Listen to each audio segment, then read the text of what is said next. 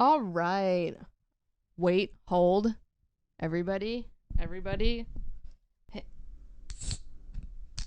Yeah.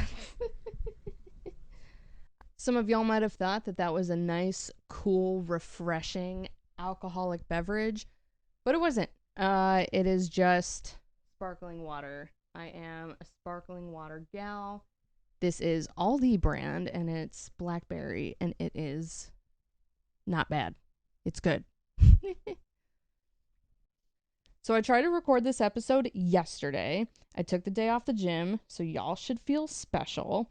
And I sit down, I'm getting ready, and I'm about to record. And then, like clockwork, the lawnmowers and weed whackers all just like start up outside. I totally forgot that my complex does landscaping on Thursday. So I was waiting it out, and then suddenly I hear a loud crash into my sliding glass door, and I'm a few feet away from it, and I know what's going on. I know someone's weed whacking inside of my unit. So I'm like, okay, yeah, like a rock just hit it. So the question is, whether or not it's broken. Check the one on the right, it's fine. Check the one on the left, absolutely shattered. And I see the guy like kind of gesture to his coworker, and I think he just kind of motions them to just keep going. Well, I'm like, I gotta take care of this. So I step out, I go out. Guy's acting like he just doesn't see it. And I'm like, okay. So I go tell the landscapers. I'm like, okay, there's a high probability that they don't do anything. So go to my maintenance office. No, go to my front office. They say, okay, call maintenance. I call maintenance. They put in a work order for me. And then I get home and I'm like, that's not good enough. I need this boarded up. Thankfully, because it's a sliding glass door, one of the sides has, no, I think both sides have, like double walled or like two panes or whatever. Um, that's like, it's like if you mixed T-Pain with two chains, you get two panes.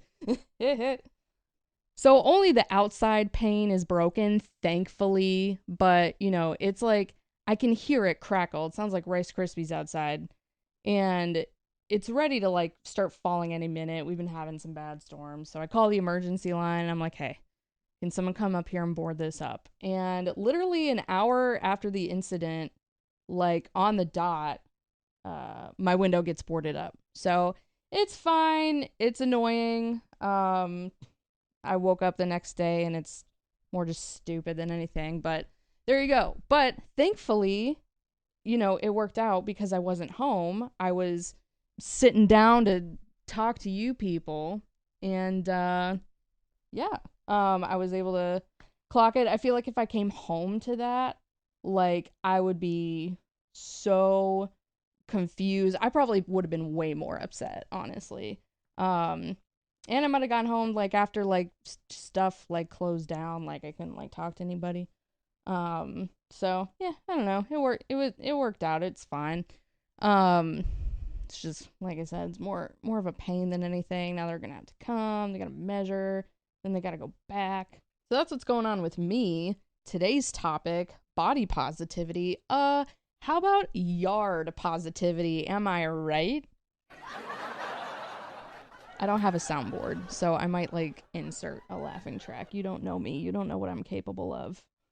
Why don't we just let our yards grow? Why can't we just be proud of our yards the way they are? That is a thing, though. And then we'll get onto the topic at hand. But that is a thing that I'm like seeing here and there on social media is people not cultivating yards, but like meadows. And I don't know how I feel about it. Maybe because I grew up like in the woods. So I associate like tall grass with like bugs, and you step in a really wet spot and your like shoe sinks in a little bit, or like there's critters in there, or there's like sharp plants in there. You get like a like honeysuckle or whatever, and it like scratches you up real bad. Um So I don't know. I don't know how I feel about it. Y'all sound off in the comment. So today we're talking about body positivity. I'm probably going to make the title something like Body Positivity is Toxic because that's grabby, and then something about body neutrality. But I feel like with this being like a more like fitness related podcast, people are probably going to think that I'm going to approach it with like a certain point of view, and that's not really what's going to be happening here. So, when I was doing a little bit of background, I don't know what you would call it, research. I was Googling YouTube videos. I saw a lot of videos about like body positivity where it's like a fitness person and it's got like a very large person in the thumbnail and they're like, body positivity? No thanks. Body positivity? You mean, disease positivity? Like literally, like that's kind of the general vibe of a lot of those videos. So, we do not love body positivity over here. But we also we don't fat shame over here. We don't do none of that. I personally love body neutrality and I can't speak highly enough of it. So that's kind of what we're going to talk about today. And we're going to talk about the downsides of body positivity, but again, not kind of in the way that you might be expecting. So, just to kick things off, just a little bit of background into body positivity. So, a lot of people might think that body positivity is new. Just because something like recently gains popularity does not mean that it is new. So, body positivity has its roots in the 60s and mostly pioneered by, people of color, queer folk, disabled folks. And it was originally started just to address stereotypes of overweight people in, I don't know, society in the US. And it was mostly just to fight for equal treatment of anyone with any kind of body. And, people of color, queer people, disabled folks, they're all treated differently in society. And you throw being overweight on top of that, and now you're just getting hit doubly hard. Or flip it around, vice versa. You're already treated differently as an overweight person, then throw being a woman on top of it. A lot of women involved in the trailblazing of the body positivity movement. Now, it wasn't called body positivity back then yet, but still, it was mostly women and mostly minority groups that really had to kind of lead the way for that movement. So the term body positive wasn't actually coined until about 1996, and then it gained popularity in 2012. I think a large part of that was just social media, more people existing in a very public forum, especially being seen and perceived. Things like cyberbullying probably have been existing as long as the internet has. So they needed something to counter it. So something like body positivity was probably what a lot of people needed at that time. And I think, too, this is kind of around the time where we start to see more appreciation for curves on women and, just more appreciation for more full-figured women in general. So I think that was really like a catalyst for that as well. So that said, it started gaining popularity in about 2012. And when it gets popular is when it starts kind of getting morphed into something that it wasn't originally intended to be. So, under the problems with modern body positivity here, my top bullet point is who is dominating the conversation and who is it benefiting? It quickly became no longer about, how people in wheelchairs deserve equal treatment or about, the troubles that overweight Black people or queer people face. It became about women who were conventionally attracted, who had bodies arguably pleasing according to society, like sitting down funny in a chair and, making like contorting their bodies so that like we might see a roll or two pop out. You know, like basically just like sitting and like the skin just bunching up on itself, or women like pushing out their stomachs, or, you know, showing that, you know, oh, under the high rise pants, like I have a fupa too, kinda. But the problem with a lot of those posts is, yeah, they're well meaning, I guess. But the problem is, yeah, you can pull your pants back up and look really good to society. You can sit up straight or stand up and no longer have a bunch of like, I don't know, like loose skin or like quote unquote rolls. You know what I mean? It's like you can make that go away pretty easily, and fat people can't. You know, fat people are just the size that they are. And if a fat person tries to suck in, it probably doesn't look very different. So now when you look at the body positivity movement and who's really dominating the conversation, it's still people that are more or less, you know, pleasing to whatever society's standards are. And it's not really helping the people that it was meant to help in the first place.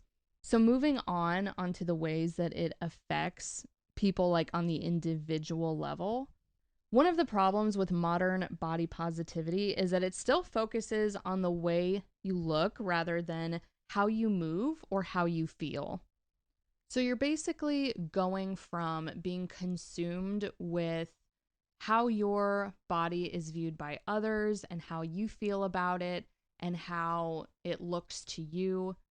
And you're basically going right back to obsessing over how it looks and how it feels. And that has to be exhausting to live out almost every day, just constantly thinking about how your body looks and how it's received by others. When really at the end of the day, your body is just a meat sack with bones that's meant to get you from point A to point B. And we'll kind of get more into why it's still bad to focus on the way our bodies look as we kind of go through these bullets here. One really big problem with body positivity that we see a lot with anyone who has like any kind of following on social media or shows themselves a lot, you know, like shows their full figure a lot to their community. And it's that body positivity is forced onto them a lot of the time when they are not going out of their way to make that a part of their online persona or identity. So a lot of times a more full-figured creator will just like post themselves at the beach or in a dress out with friends, and people will be like, "You're so brave for posting this." And it's like, what? They're brave just for existing and posting a picture of it on social media? Or even worse, one that's really rough that I see sometimes is, "Thank you for representing my body type." It's like, no, don't put that on that person who's just trying to share that they like saw The Little Mermaid yesterday and they're just posting a picture of themselves next to, I don't know, a cardboard cutout of Halle Bailey or something. And it's backhanded because it's still saying, hey, I acknowledge the way you look, and the way you look is not to society's standards, but thank you for just showing your face on the internet anyway. And that's kind of an example of why still focusing on the way you look is negative and how it has a negative impact on others, because it's supposed to be positive, but it's getting forced on others in a way that makes them feel badly. Another reason why modern body positivity sucks is that it can be really rigid and people want to constantly create rules for it, and people who step out of those rules are often attacked. A lot of people really police body positivity into even like basic things like shaving, doing your makeup, And it's just like, okay, at what point am I not supposed to do self-care, participate in basic hygiene, or just do things that I enjoy? Like shaving is not really necessary. I mean, it's, we humans developed for, hundreds, thousands of years with body hair for a reason. I still like it when my legs are smooth like a baby dolphin. But like skincare is another big one because it's like, one, the biggest organ that's part of your body is your skin. Your skin is one big organ and you should take care of it. Secondly, I don't even really consider like washing your face skincare. Like that is just hygiene. You have little mites and dust and dead skin and dirt that's just crawling and festering all over your face. You have all that shit on your face and you got to go wash it off. But if we elevate it past just washing your face to like toner, facial mist, moisturizer, you should be moisturizing because you need to repair your skin's moisture barrier.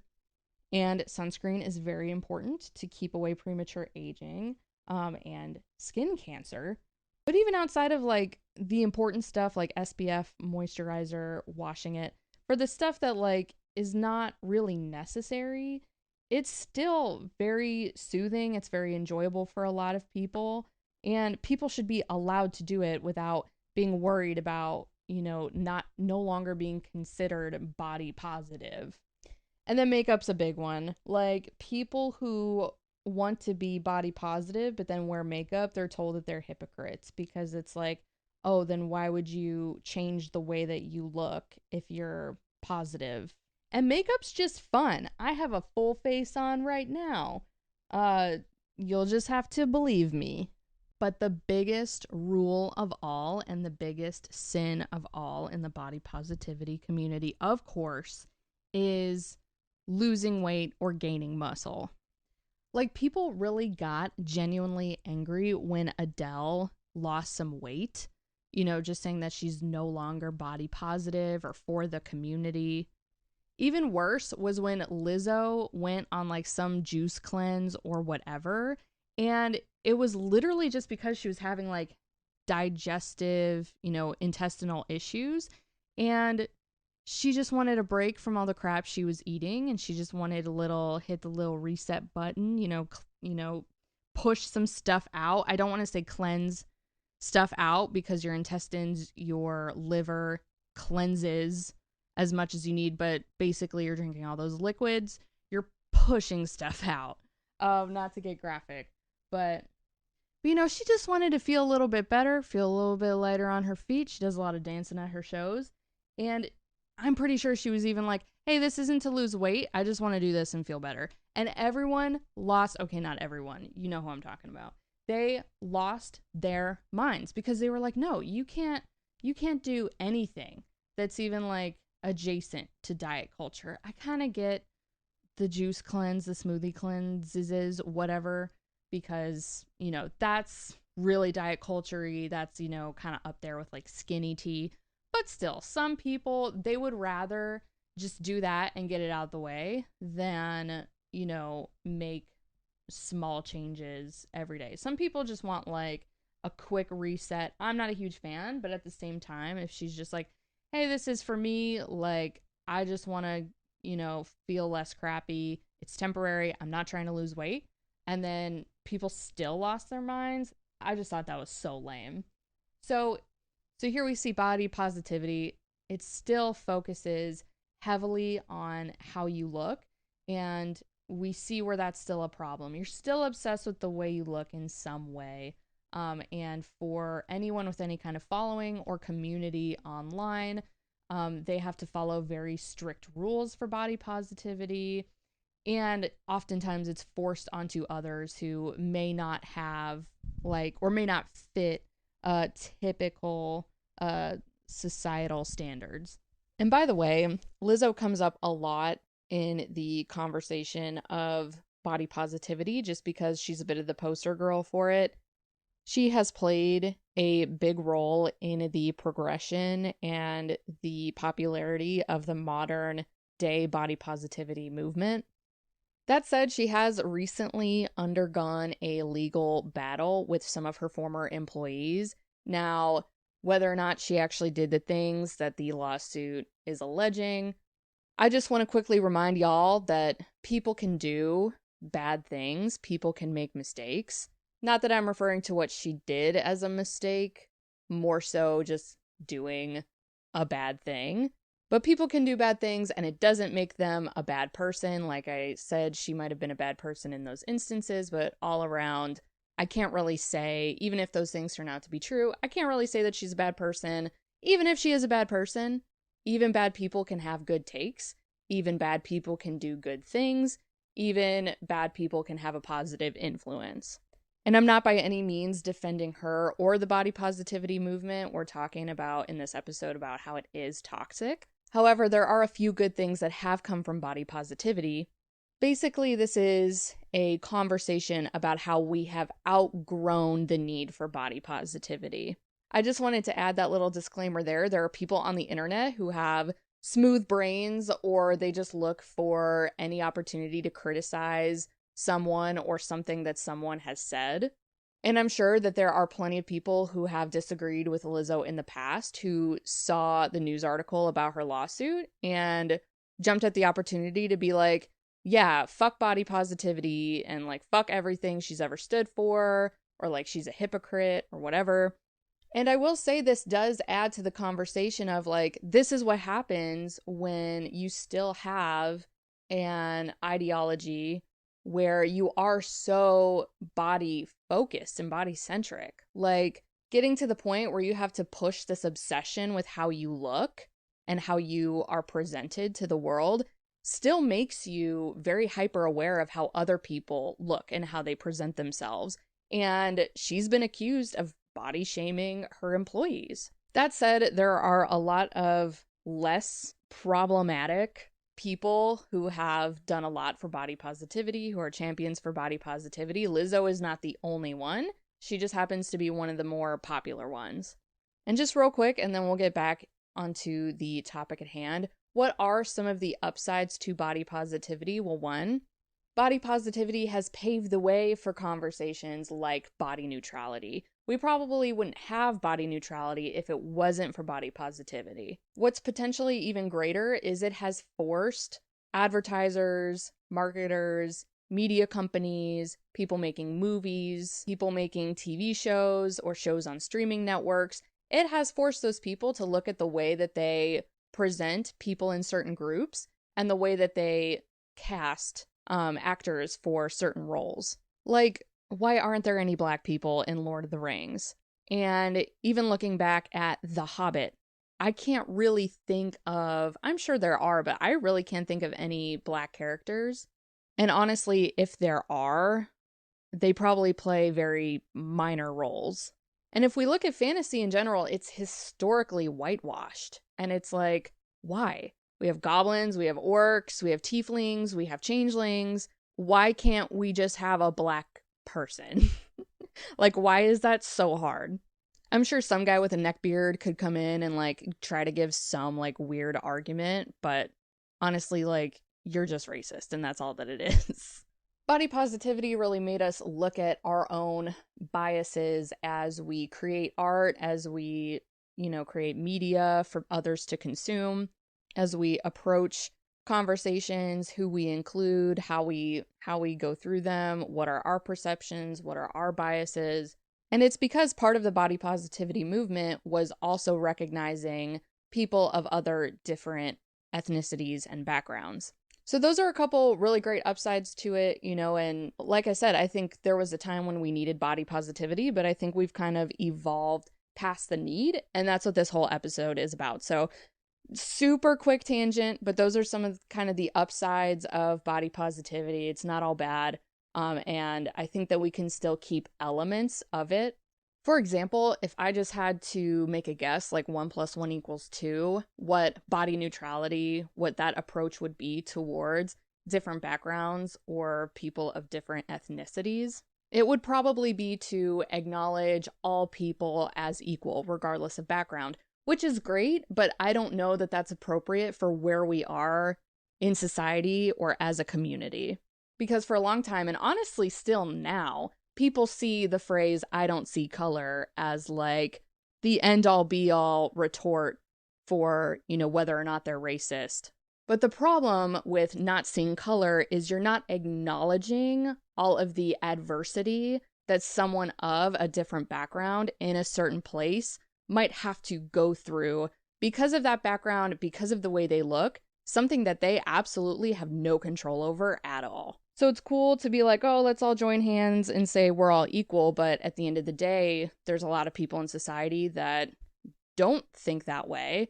And there's a lot of people that would just rather we all be one color. Typically, that color is white. And we still need to be actively telling and showing these people why their views are wrong or pushing them out if they fail to see that.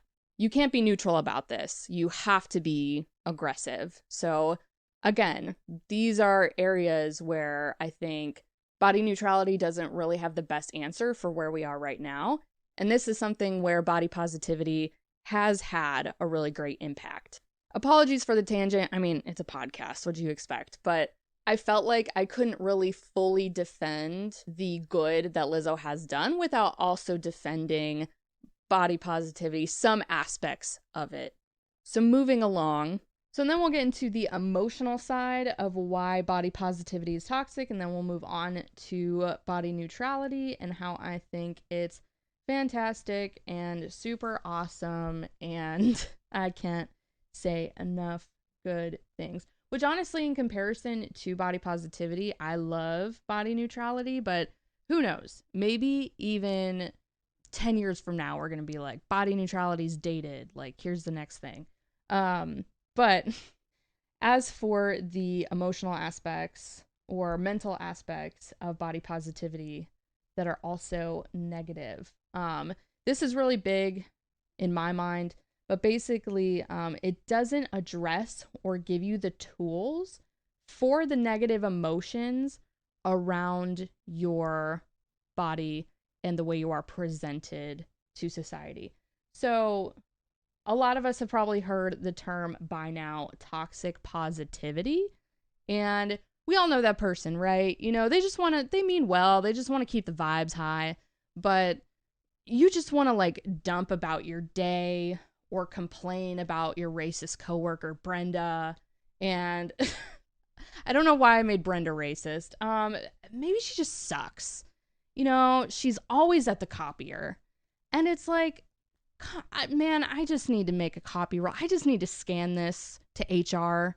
Can I just, please? But no, she has to collate 500 word document. And she always wants to use your stapler. And it's like, what's up with that? Brenda. But yeah, we just want to dump about our problems and sometimes not even look for a solution. And we all know that one person who's just like, oh, but doesn't Brenda make the best muffins? Or, oh, but Brenda's so funny. So when I'm sitting there waiting for the copier, she tells me jokes and I just laugh. Or, oh, you want to complain about the weather and they're just like, oh, but we needed it. I'm like, I don't care. I'm wet and not in a cool way. And in order to really appreciate the good moments and the good things in life, we need to be able to feel those negative emotions. And part of that is it just gives you coping mechanisms to deal with them. If you're just constantly trying to shove those emotions down and pretend that they don't exist, eventually they come back. Where, when you're actually taught how to deal with negative emotions in a healthy way, you can actually take out the trash instead of just trying to keep compacting it down in your trash can. This is also very important. I mean, the biggest thing with talk therapy, even just counseling, not seeing like a full-blown psychiatrist, but just talking about things with like an unbiased third party just lets you keep taking out that trash in your brain and just keep dumping it so that you can finally let it go. And that's the problem with body positivity, is it doesn't let you let those things go. It just makes you shove it, and shove it. Another potential problem with this can lead to guilt and shame. Things like shame are very important to me.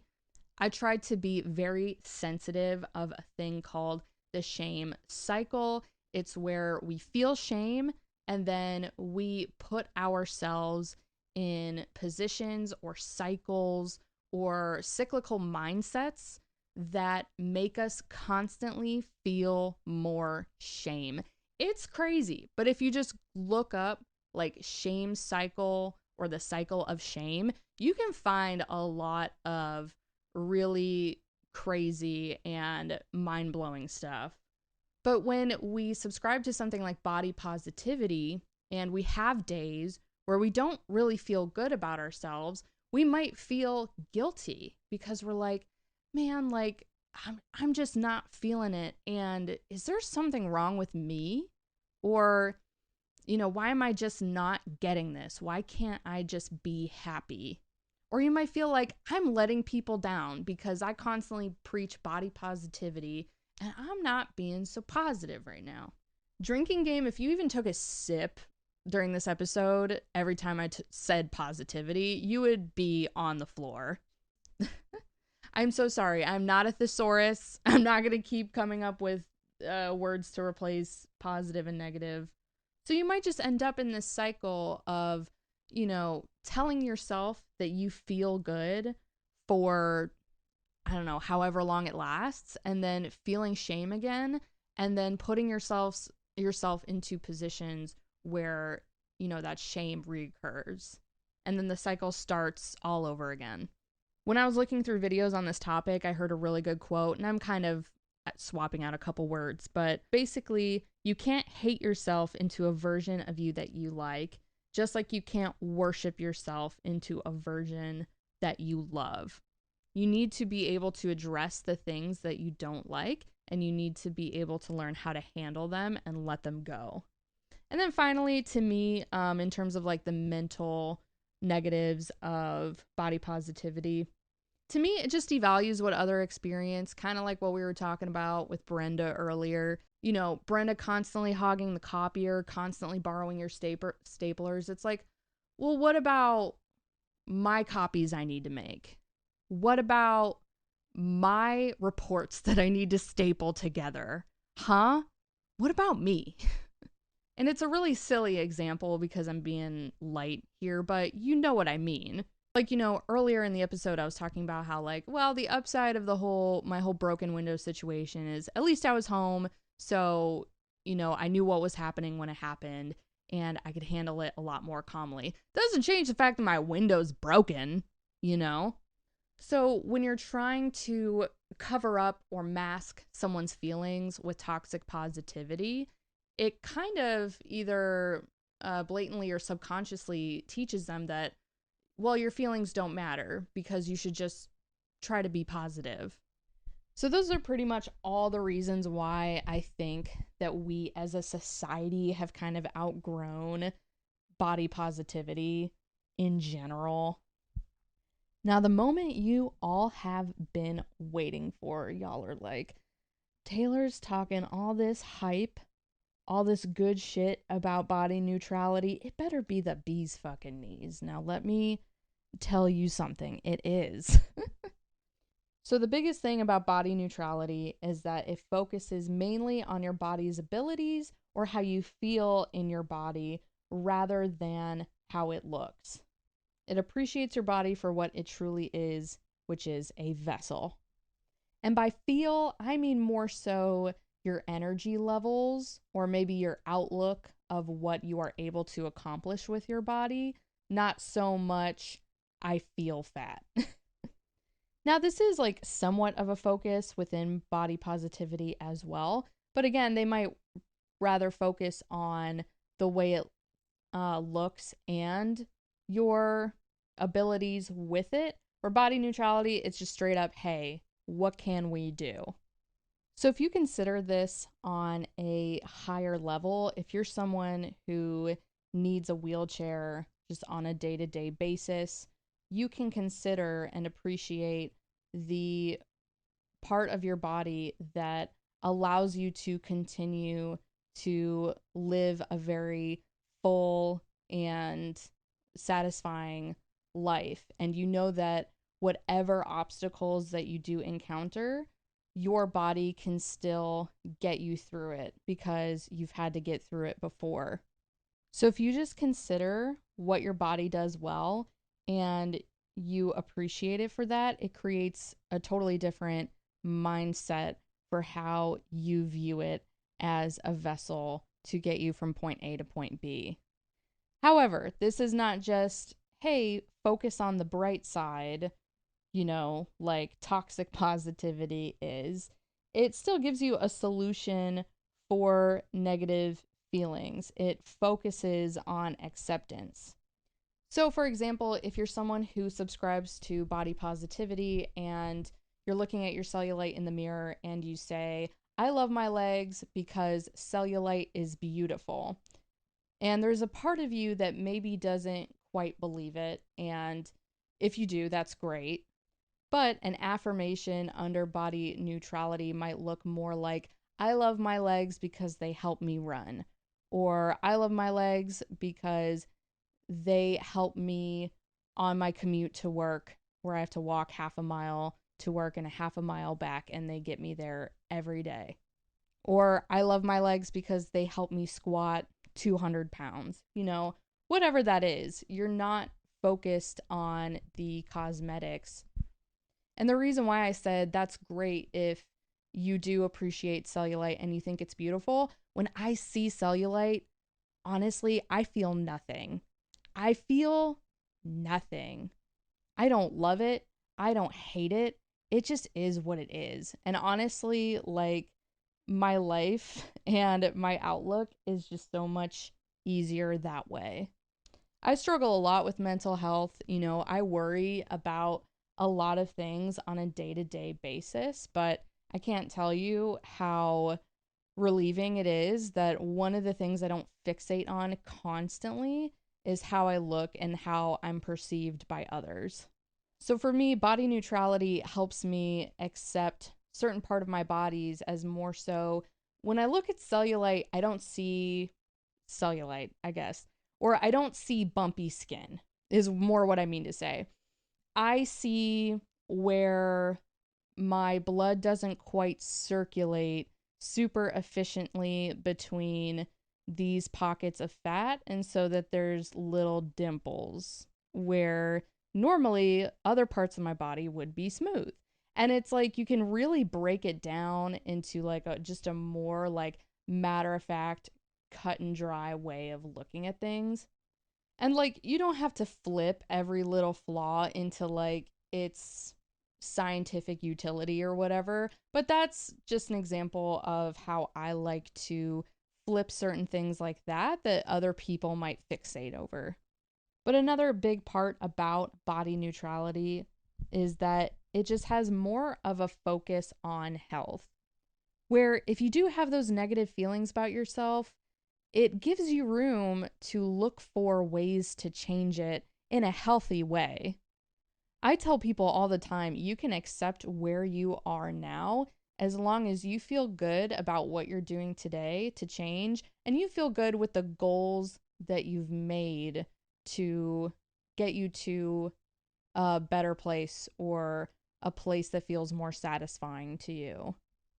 So again, it allows you to deal with negative emotions because say like maybe you're sitting down one day and you're like, man, I feel heavy, I feel sluggish. You can look and you can see, well, what can I do with my body today? Or what have I done with my body today to get me closer to no longer feeling this way? And that's something you can feel good about. Did you hit your step goals that day? Did you make, a good swap at lunch, between maybe donuts in the break room versus an apple? Which you can have the donuts every once. This is a topic for a different day, but you can have the donuts in the break room every once in a while, just maybe not every day. And if you do have it every day, what else in your routine or what else in your life are you trading off? Not sacrificing, but just trading off so that you can have that donut. But that's actually part of a conversation for another episode I have in mind. It's something about how there are no bad foods, only bad habits. But so literally, that is a conversation for another episode. But again, not only does it allow you to do something with those negative feelings outside of just shoving them all down, but it also just gives you room to change. And then finally, one thing I like about it personally, and this is very anecdotal, but I find that I judge people so much less, and I just care about what people do and what they look like so much less. And that's coming from a personal trainer and, someone who is paid money to help people look a certain way or lose weight or whatever. For me, like caring about what other people do with their lives and judging them takes so much energy. And maybe to you it doesn't, or maybe you're lying to yourself that it doesn't. Like it doesn't have any kind of repercussion in how you see yourself or how you feel on a day to day basis. But when I'm in a place where I'm holding judgment or not holding judgment, casting judgment, and I let myself care about what people want to do with their lives and their bodies, it just takes up way too much space in my brain and it takes up too much energy. And maybe that's just me being like an all or nothing type of person. But I found that just not caring is so much easier. And real quick, one thing that I forgot to go over when talking about dealing with those more difficult emotions, one thing that you can ask yourself instead of shoving those feelings down is just, why do I care? Like, I don't know if y'all have heard of a thing called strawberry legs, but it feels like every year, like social media, especially like now TikTok and Reels, comes out with some weird term about just a thing that occurs on women's bodies. Like, if y'all remember, like hip dips or like violin hips, they just take things where I'm just like, oh yeah, I guess I've noticed that before. And they're just like, oh, this is a thing and it's bad and here's how to get rid of it. And it's just like, who cares? But if you care, you can kind of look at it and you can say, well, why do I care? Like if you look at cellulite and you say, I feel bad about this, you can ask yourself why. And again, body neutrality gives you that room to have that conversation with yourself and ask yourself, well, why does it bother me? And if you look at it and if you're honest with yourself, you might be like, oh, because other people have told me it should bother me, or I've been made to think that it should bother me. And if that's all it is, then you can just throw that shit away. Throw it in the trash. Another example, and this one affects men a lot. It's, okay, someone called me short and that made me upset. Why did that make me upset? Because it's something I'm insecure about. Why is that something I'm insecure about? Because I've been made to feel like I'm less attractive as a man if I'm short. Or I've been made to feel like I will never be able to have a worthwhile relationship with someone who I'm happy with because I'm short. And one, that is just a very limiting belief to have about yourself. But two, everyone has preferences. And yeah, that's not really something you can help, your height, but some women prefer blonde guys. Some people prefer brunettes. Some people prefer people who are active. Some people prefer people who are skinny, fuller figured. Some people only date other people who have good teeth. Like, there are so many like little things that we think we prefer in a partner, and you might just be fixating on something like height because it is something that affects you, but the right person won't care about something like that. So you just think, okay, what can I do to make myself feel better about my situation? And that can be something like going to the gym and being fit or looking fit. And again, you're kind of focusing on what you look like, but you can look at little things like that, or look inside, be like, am I a good person? Am I enjoyable to be around? Because I can tell you one thing, there is nothing worse than being around a short guy, and that's it. Being around a short guy, fuck that. No, there's nothing worse than being around a short guy who is bitter about it. And that goes with anyone with like a trait that they might, feel like is not desirable. Someone who's bitter about it. So fucking annoying. So instead of being like, oh, people don't like me because I'm short, ask yourself, am I just not fun to be around? Because I promise, if, all other things equal, you're a little on the shorter side, but, you're fun to be around. You're nice. You're funny. You got a nice car. No, I'm kidding. Just do what you can. Accept those things about yourself that you can't change. And just focus on what you are able to do, what you're able to work on right now or tomorrow or the next day to get you to a place where you feel a little bit more at peace. And that's what we should be chasing, right? We shouldn't be chasing happiness. We definitely shouldn't be chasing sadness. We should be chasing peace because, all those states are very temporary. But hopefully from this conversation, you can see that it's a lot easier to control whether or not you are at peace with something, like a broken window in your living room versus whether or not it makes you happy or sad. So, guys, I think that's everything I have for you. I think that concludes our topic on, the pitfalls of body positivity. I will say the one upside to body positivity is it does really put pressure on media, Hollywood, advertisements, magazines, TV shows follows under Hollywood, but TV shows, movies, to include people of, all walks of life with different abilities and backgrounds and skin tones and genders.